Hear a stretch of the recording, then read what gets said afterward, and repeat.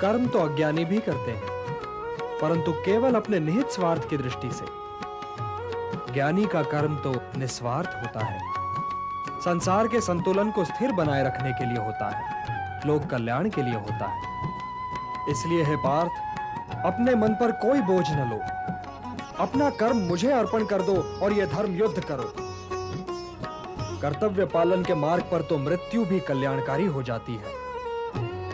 यदि पितामह, गुरुजनों और सगे संबंधियों का तुम्हें वध भी करना पड़े, तब भी तुम्हें पाप नहीं लगेगा, क्योंकि कर्तव्य पालन पाप रहित होता है पार्थ। कर्तव्य पालन पाप रहित होता है।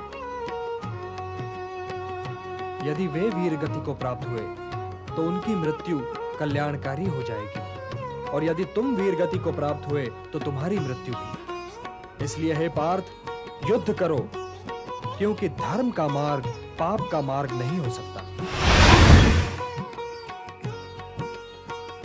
हे पार्थ, ध्यायतो विषयान् पुंसः संगस्तेषु उपजायते, संगात् संजायते कामः, कामात् क्रोधो विजायते।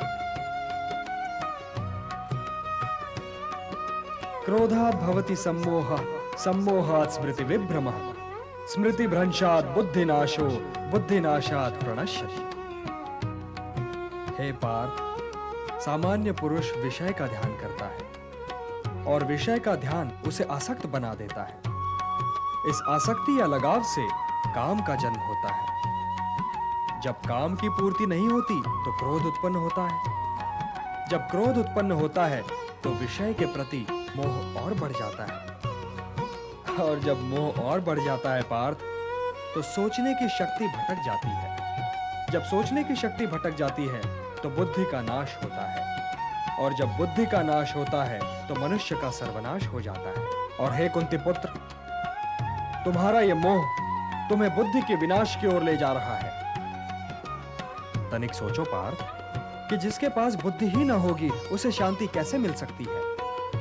वो तो शांति और अशांति में अंतर ही नहीं कर सकता, और जो शांति को अशांति से अलग तक नहीं कर सकता, वो भला कैसे सुखी हो सकता है? हे पार्थ, जैसे पवन के झोंके नाव को भटका देते हैं, वैसे ही कामनाएं बुद्धि को भटका देती हैं।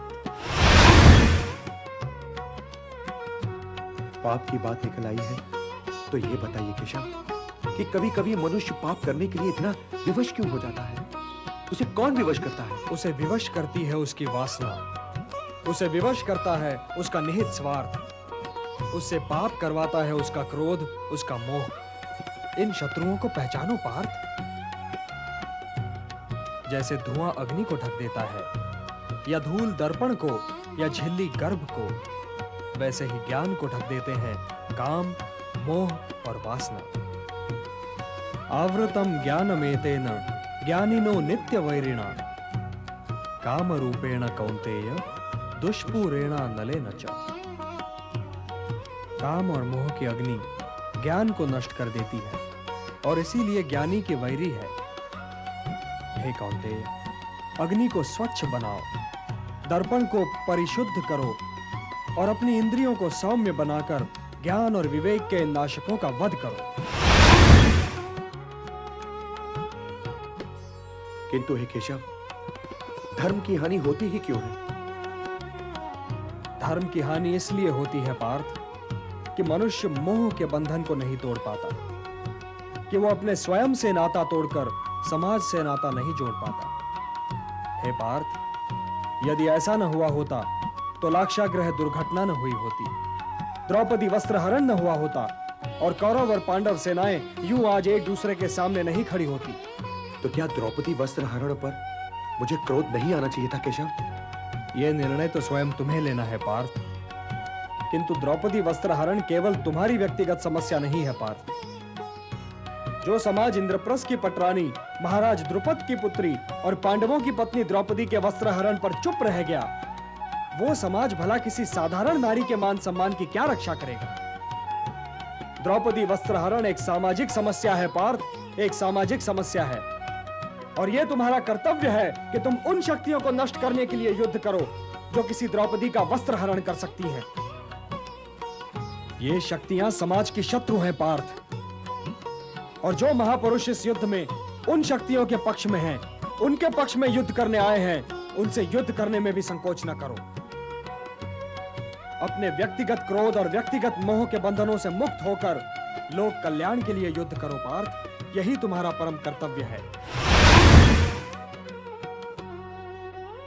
हे पार्थ, तुम तो मेरे भक्त भी हो और मेरे मित्र भी, इसलिए मैं तुम्हें वो योग बताने जा रहा हूं जो बहुत समय से लुप्त है, परंतु सृष्टि के आरंभ में इसे मैंने ही सूर्य को दिया था और सूर्य से ये मनु को मिला और मनु से इक्ष्वाकु तक पहुंचा।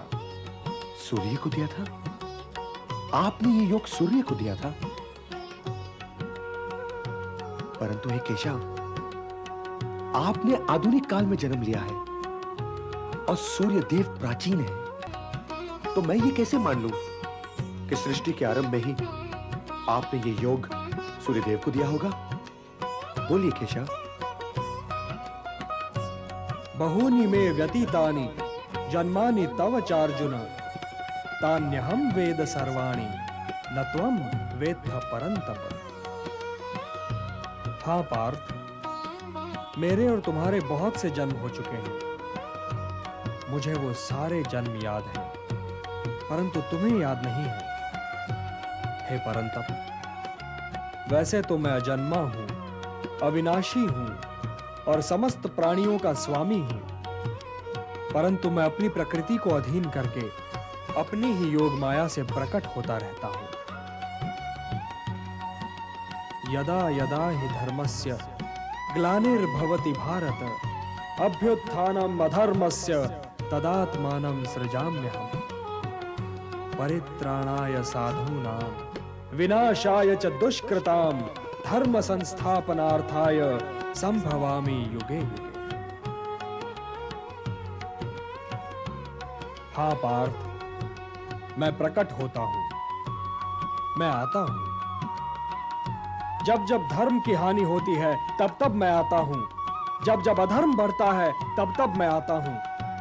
सज्जन लोगों की रक्षा के लिए मैं आता हूं, दुष्टों का विनाश करने के लिए मैं आता हूं, धर्म की स्थापना के लिए मैं आता हूं और युग युग में जन्म लेता हूं।